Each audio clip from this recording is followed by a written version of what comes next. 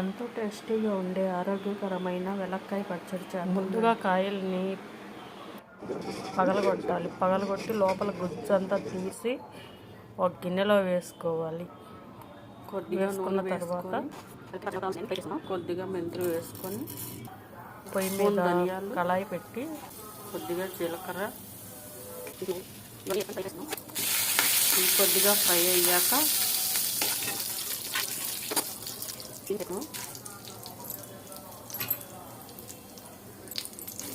పచ్చిమిర్చి వేసుకున్నాం.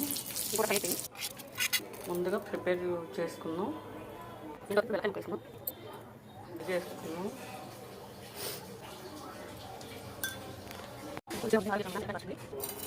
పోపు దినుసులు వేసుకున్నాం. 2 ఎండుమిర్చి వేసుకున్నాం.